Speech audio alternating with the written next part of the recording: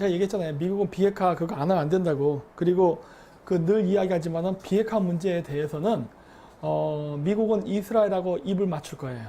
그렇기 때문에 이스라엘하고 그 북한하고의 이해관계가 안 맞으면 결국 미국도 안 합니다. 그래서 제가 예전에 그 비핵화 같은 거 할 때 미국이 혹시 우리가 원하는 대로 안 움직이면은 이스라엘을 꼬시라고 했던 이유가 그것 때문이에요. 그 태호공사 회고록에도 나왔잖아요. 최근에 나왔던 책에도 나왔던 게 뭐예요? 북한이 이스라엘한테 그때 1조 원이었나? 그 돈 안 주면은 그 자신들의 핵 개발 노하우를 그 적국에게 넘기겠다 이런 협박했대잖아요. 그때 적국이 어디예요? 시리아, 이란 여기지.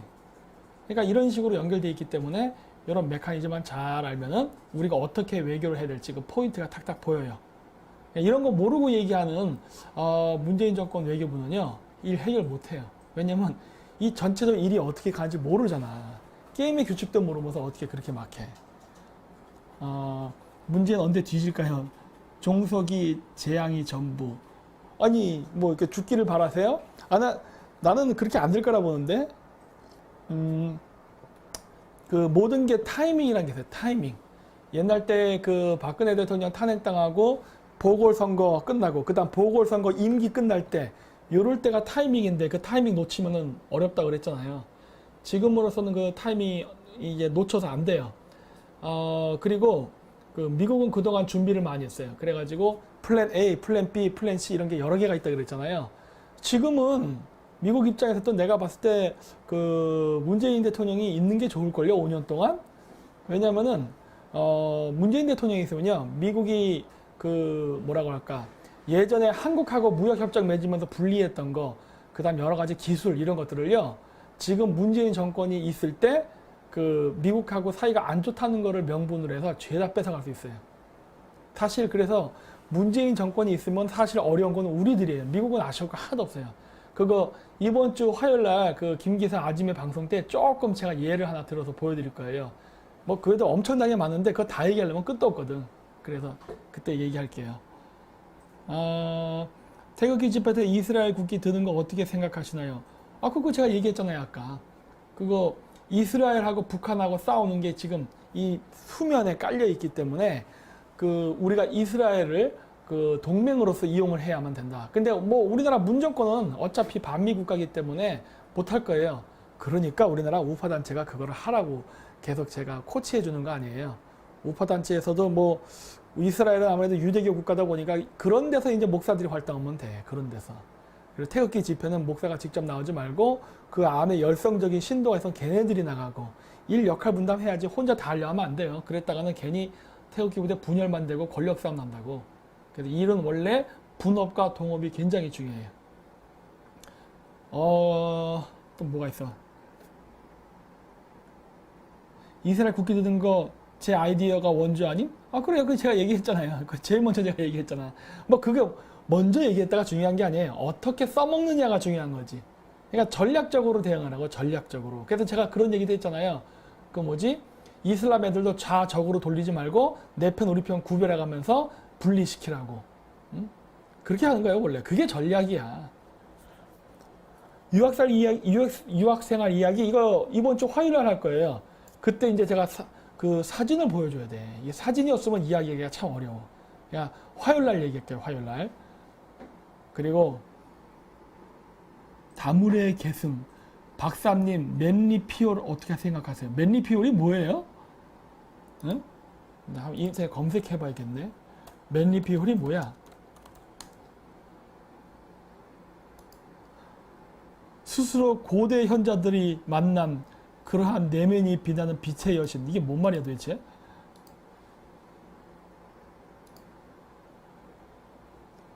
모르겠어요. 이 사람이 뭐 하는 건지는 잘 모르겠어요. 근데 저는 그런 생각이 있어요. 그 요즘 이제 많은 사람들이 그 영적인 것 또는 막 그런 명상 이런 걸 좋아하죠. 근데 저는 조금 그쪽 분야가 아니야. 그거를 안 한다는 게 아니라 그 맹신하잖아요. 하긴 저는 뭐 종교가 뭐 맹신하지 않는 스타일인데 왜 그러냐면은 여러분 그 유튜브에서 그런 거 있었어요. 그 MMA 그 파이팅 하는 그 운동선수랑 소림사 승려랑 붙은 거. 그 다음 미 해병대 출신은 애랑 그 다음에 또 중국 소림사라던가 태극권 뭐 영춘권 이런 애들 붙었거든요. 그 결과 어떻게 됐어요? 1분 만에 개박살 나죠? 싸움은요, 정신으로 하는 게 아니에요. 뭐 이렇게 그런 거 아니라 진짜 강력한 육체적인 힘과 지략과 그 물리적인 힘으로 하는 거예요. 그거 아니면 못 이겨요. 그 대표적인 사례가 우리나라에서 있었다 그랬잖아요. 그게 바로 동학군 운동이라고. 동학군이 그 당시에 무슨 생각하고 있었어요? 자기네들은 선택받았다 그래가지고 뭐 어떻게 해요? 뭐 종교 지도자인지 무당인지 그렇게 뭐 부적 써가지고 가슴에 붙이면 총알이 안 틀고 들어가고 그 부적태에서 양잿물 마시면은 뭐 이렇게 상처나도 빨리 암 온다고 하고 전쟁에 또 어떻게 됐어요? 다 뒤졌잖아요. 현대식 기관총 앞에서 다 무릎 꿇었잖아. 동학군이 그때 얼마나 많았는데 그 동학군 진압하려고 했던 일본군이 몇 명이었어요? 한 거의 1대100 규모 아니었어요? 인구 비율로 봤을 때 못 이기잖아요. 근데 그래서 저는 그렇게 눈에 안 보이는 거 이런 거 별로 안 좋아해요. 저는 눈에 보이는 거, 만질 수 있는 거, 느낄 수 있는 거 좋아해. 왜? 현실적이어야 되거든. 그리고 남양 특집, 아이고 확 지나갔다. 아이고 뭐가 또 지나가 버렸어.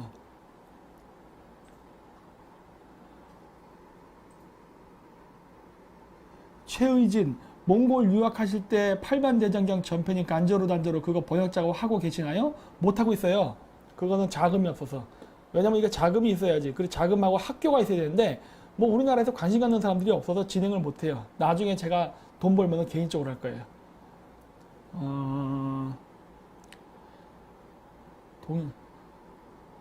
진짜 뭐야 이게 비트러비우스 뭐 동일가치 동일 노동 임금 다루는 데들이 없지. 문재인이 18년 1월에 뭐 지 동일 임금 찬양자를 뭐 한국노동연구원 원장으로 바꾸면 전반적으로 난리치는 뭔 말인지 모르겠지만 동일가치 동일 노동 임금 뭐 이런 거 여러 가지 뭐 얘기를 하는데요. 뭐가 됐든 임금은요 쉽게 올릴 수가 없어요. 그 모든 일을 할 때 가장 비용이 많이 드는 부분은 인건비예요. 인건비가 가장 많이 들어. 근데 그 인건비를 올리는 것도 쉽지 않아요. 왜? 우리는 수출해서 먹고 사는 나라고 우리 옆에는 우리의 경쟁 국가인 중국이 있어요. 중국 애들은 진짜 어떻게 하는데 그 중국 애들 단가 낮추는 방식을 어떻게 하는 줄 알아요? 단가 낮추는 방식. 중국은 단가를 어떻게 낮추냐면은 그 물건을 제조할 때는 여러 개가 들어가요. 뭐 운송비, 그 다음에 뭐 감가상각비, 이건 물론 빼는 거지만, 그 다음에 원자재 가격, 뭐 인건비 등등 많은 것들이 들어가는데 그 제품의 가격을 결정할 때 그때 인건비가 굉장히 큰 부분을 차지하는데 중국은요 인건비가 제로예요. 그래서 중국 가격의 그 단가를 우리가 못 맞춰요. 아니 전 세계가 못 맞춰. 왜 그러냐면은 중국 애들은 어떻게 하냐면 그 중국에 혹시 법전 나중에 중국 가서 한번 사오실 수 있는 분들 한번 사보세요. 우리나라는 옛날 사법고시 볼 때 육법전서에서 이만큼 되잖아요. 6개 법전만 있어도 높이가 이만해. 그래서 막 그거 달달달달 외우고 했지만은 중국 애들은요 법전이 요만해요. 다 합치면은 무슨 소책자 같은 거 한 3, 4개 요만큼 있다고. 왜? 중국은 군법으로 다스리는 나라니까. 법률 조항이 간단해요. 뭐 하면 사형, 뭐 하면 10년, 뭐 하면 무기징역. 뭐 이런 식으로만 써 있어. 뭐 단기적으로 끝나는 법정이 별로 없어요. 아주 간단해. 근데 중국의 법을 이렇게 엄하게 해서 장기적으로 왜 죄수로 가두는지 아세요? 그거 무임금 노동력으로 쓰려고 그래요. 이상하죠. 어?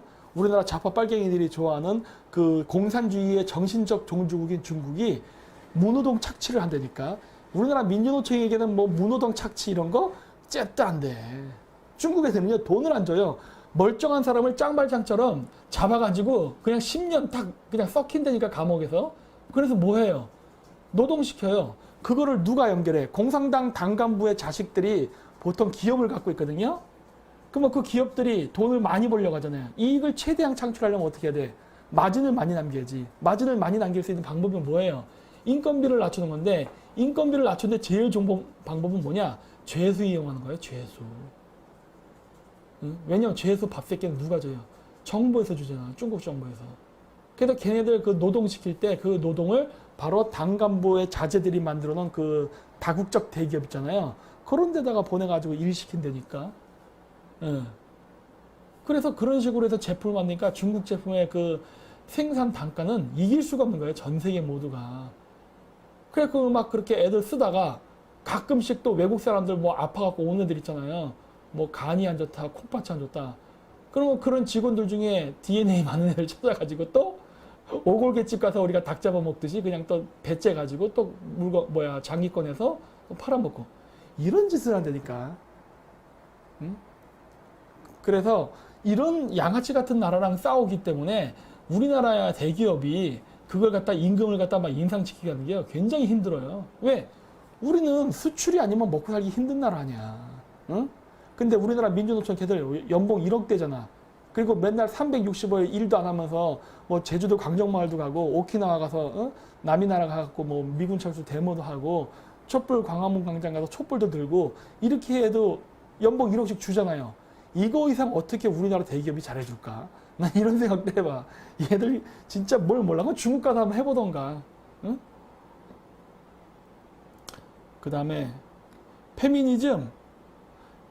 잠깐 어디 갔어? 이게 자꾸 막 흔들리니까 내가 이걸 아직 익숙해지지 않아서 잘 못하겠는데 조금 지나갔는데 아까 잠깐 본 게 뭐냐면 페미니즘은 네오막시즘의 일부입니다. 그래요. 저도 그렇게 생각해. 근데 저는 그 페미니스트라도요. 저한테는 나름대로의 기준이 있어요. 제가 했잖아요. 저는 그 좌파 단체들을 전부 다 적으로 돌리기보다는 수용할 수 있는 건 수용한다고. 저는 페미니스트들 안 좋아해요. 꼴페미를 애들 정말 싫어해. 하지만 저는 예쁜 꼴페미는 좋아해요. 왜 그러느냐? 원래 전 세계적으로 페미니스트들은요 못생겼어요.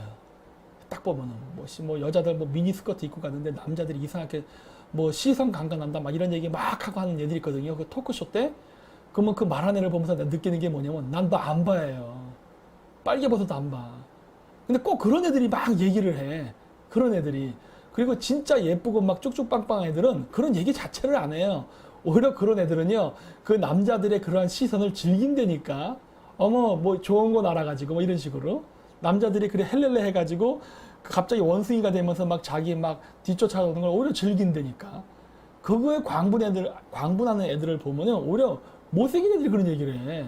그래갖고, 저는요, 예쁜 페미니스트가 그런 얘기하면요 다 들어줘요. 그 아이가 무슨 얘기를 해도 막 지구는 뭐 편편하다 막 이런 얘기 막 천동설 얘기해도요 저는 다 믿어줘요. 그런 애들이 얘기하면. 왜? 자기가 이쁨에도 불구하고 이쁨은 남자들이 막 도와주려 난리치잖아요. 막 숙제할 때도 막 숙제 대신해 주질 않나, 밥도 갖다 주질 않나, 밥 사주지, 온갖 그걸 다 해주는데 여자가 그걸 거절하고 내가 스스로 내일은 내가 알아서 하겠다 하는 거 아니에요. 얼마나 갸륵해. 더 해주고 싶네. 진짜 더 도와주고 싶네. 응? 그런 여자들이 막 자신의 권리를 위해서 스스로 노력하는 모습을 보면 저는 아주 쌍손을 들고 환영해줘요. 그게 바로 제대로 된 정신이니까. 근데 못생긴 애들이 막 시선강감 뭐 이렇게 뭐 어디 가면은 뭐 남자들이 어쩌죠. 나 도저히 이해 못하는 거야. 이미 얼굴이 무기인데 뭔 소리 하는 거야. 아무도 안 쳐다보는데. 그래서 저는 페미니스트도 가려서 제가 받고 그래요. 다 적으로 돌리진 않아요. 그 다음에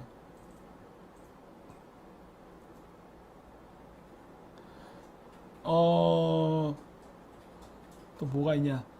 검은 아이들. 그래요. 검은 아이들도 거기서 써먹어요. 이 검은 아이들은 사실 국내에서 써먹지는 않아요.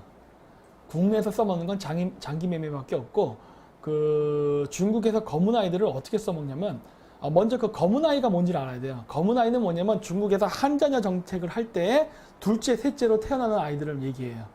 그래서 중국도 지금은 이제 상황이 달라요. 지금은 애도 또 안 나, 이제는. 하지만 불과 몇 년 전까지만 해도 중국 애들이 애를 낳는데, 그 중국도 남아선호 사상이 있잖아요. 그래서 남아선호 사상 때문에 그 애를 낳을 때 처음에 딸이 나잖아요. 그러면요 등록을 안 시켰어요. 아들 낳을 때까지 낳는 거야. 그러다 보니까 어떻게 돼? 뭐 딸 아들 난다. 그러면은 나중에 그 아이들이 18세가 됐을 때 누구를 등록시켜줄까? 왜? 둘째, 셋째 등록하면 벌금 내야 돼요. 그러면 누구를 등록시킬까요? 아들을 등록시키지. 우리나라처럼 남아선호 사상이 있고 대를 잇는다 이런 개념이 중국에도 있거든. 그럼 아들을 등록시켜버리면 그 앞쪽에 딸들은 어떻게 하면 좋아? 어? 걔들 18살이 지나면요 중국에서 불법 체류 중국인이 돼요. 왜? 등록 안 시키거든. 근데 이제 어떤 문제가 생기느냐? 중국에서 남자만 등록시키거나 아니면 낙태를 해가지고 아들 낳을 때까지 이런 짓을 하다 보니까 중국에는 한 5천만 명의 노총각이 생겼어요. 그러면 내부에 중국 여자가 없느냐? 있기는 있어요. 검은 아이들로. 사실 그 검은 아이들이랑 결혼을 하면은 이렇게 5천만 명까지 막 그 젊은 중국 총각들이 결혼을 못하는 이러한 사태는 안 날 거야. 어느 정도 좀 상세는 해줄 거예요. 상세는. 근데 문제는 뭐냐? 한자녀 정책 때문에 그걸 못하다 보니까 중간에 태어났던 그 앞에 태어났던 여자아이들이 그게 안 돼요. 그래서 어떻게 되느냐? 걔네들은 18세 정도가 지나면은 중국 밖으로 나가야 됩니다. 이게 중국 그 미리국자의 그 구성을 하는 거에도 큰 비중을 차지해요. 근데 어떻게 하냐면요. 중국에서 아프리카나 남미에 그 자원 내기하러 가잖아요. 그 자원 내기를 하러 갔을 때 중국 애들이 또 거기서 입찰을 하잖아요. 유전지대 하거나 뭐 광산 개발할 때 입찰을 하면은 원래 입찰은요. 입찰 가격이 제일 싼데 업체에다가 선정을 해줍니다. 왜? 그 투자자도 돈을 조금 투자하고 목표를 달성하려고. 근데 중국 애들이 아까 얘기했듯이 얘네들의 그 입찰 가격에는 인건비가 포함한 데 있어. 왜? 어차피 걔들은 그 검은 아이들 쓸 거니까. 걔들은 밥 새끼만 주면 되는 애들이거든. 그러다 보니까 어떻게 되냐. 입찰 가격이 그 어떤 나라도 제시할 수 없는 아주 싼 가격을 제시한다고요. 그래가지고 자원 내기를 하면서 아프리카, 남미 막 시장을 장악했어요. 근데 초창기에 남미나 아프리카의 그 대통령들도 그렇게 중국 자본이 들어올 때 생각했던 게, 아, 이 미국 놈들, 나쁜 놈들 막 들어와서 우리를 막 지배하니까 이 미 제국주의자들을 쫓아내고 미 제국주의자와 싸우는 중국을 카운터 파트너로 삼아서 우리가 이렇게 몰아내고 미국 없이도 우리가 경제 성장을 시킬 수 있다는 걸 보여주자라는 식으로 했어요. 지금의 우리나라 꼴통 좌파들이 하는 것처럼 했는데 어떤 일이 발생했느냐. 미국이라든가 한국이 아프리카나 남미에서 자원 개발을 하면요. 뭐 예를 들어 삼성, 현대가 들어가면은 뭐 기술자나 엔지니어, 건설 소장은 한국인이 가지만 그 밑에 노가다 뛰는 애들은 죄다 현지인들이에요. 근데 중국 기업들은 가면 어떻게 되느냐? 다 중국인이야. 위에서부터 밑에 노가다 직업까지. 왜? 중국의 남아도는 검은 아이들을 바깥으로 빼내거든. 그래서 바깥으로 빼내가지고 일을 시켜요. 남자 같은 경우는. 일을 시키니까 중국 입장에서는 뭐예요? 진짜 손 하나 안 대고 그 외국에다가 자기 중국인 인구를 막 퍼뜨리는 역할을 하는 거야. 또 걔네들을 이용해서 차이나타운 건설하고. 이런 양아치 작업을 하는데 문제는 뭐냐? 그 애들이 건설 현장에 나가가지고 오랫동안 건설을 하잖아요. 그럼 애들이 미칩니다. 왜? 발정이 나서. 그 섹스에 대한 문제를 해소해줘야 돼요. 제가 또 뭐 다음 주에는 일본 유학이니까 그 다다음 주쯤에 그러면 내가 중동에 있었던 이야기를 해줄게요. 거기서도 있었던 그런 여자에 관련된 이야기들이 굉장히 많은데 그래서 어떻게 하느냐. 중국에서 많이 난 등록되지 않은 딸들이 있다고 했죠. 여자애들. 걔네들을 남미하고 아프리카에 많이 보내요. 뭐로? 위안부로. 쉽게 얘기해서 창녀지. 그것도 또 중국 삼합회 같은 범죄 조직들이 중국 여자들, 등록되지 않은 애들, 이거 다 불법 중국인 아니야. 그런 애들을 데려다 거기서 매춘 장사한다고요. 그래가지고 아프리카나 남미에 가면요, 의외로 중국 여자 창녀들이 굉장히 많아요. 걔들 왜 거기 가 있는데? 그러니까 중국 애들 이런 짓 한다고. 그러면서 모자란 중국 여자, 그러니까 중국의 농촌 촌각들 결혼 못 해가지고 막 있잖아요. 그리고 그 모자란 그 농촌 총각들의 그 여자들은 어디서 조달하느냐? 베트남 혹은 인신매매 뭐 이런 식으로 하는 거야. 그러니까 얘네들 하는 짓을 보면은 진짜 웃겨. 중국 애들의 정책은 그렇게 하지 않아도 될 거를 그렇게 해버려요. 예. 그 다음에 엉아동네 박사님 강의 듣다 변태됨. 변태라니요. 이게 이무기가 용이 되는 거죠. 우리나라는 변태가 많아야 돼요. 저를 위시한 많은 젊은 애들이 변태가 돼야지. 이 변태가 되지 않으면 지금 이러한 골 때리는 세상에서 살아남을 수가 없어요. 그리고 북한은 구테타가 불가능할까요? 불가능해요. 안 돼. 그 다음에 뭐야?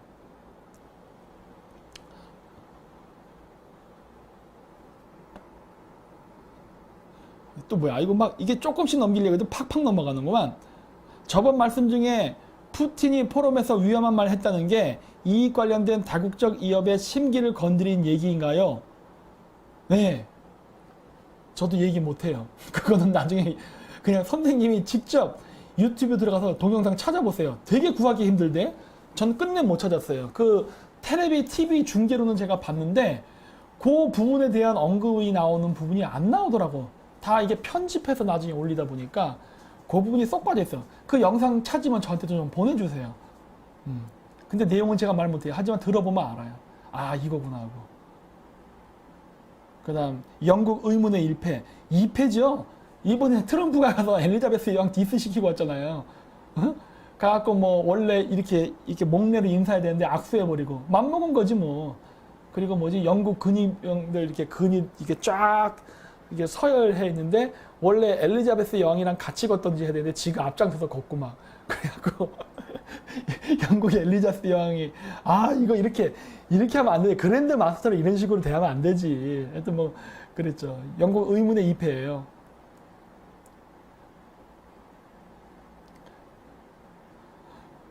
뭐야 김 박사님도 장가 가셔야죠. 아니 저는 내년까지는 무조건 갈 거라고 했잖아요. 보쌈을 하는 한이 있더라도 아직 중앙아시아에는 보쌈이라는 아름다운 미풍 양속이 남아있어요. 저도 고구려의 정신을 계속 해야지. 어? 고주몽이가 보쌈으로 태어난 애 아니에요. 저도 안 되면 그렇게라도 해야죠.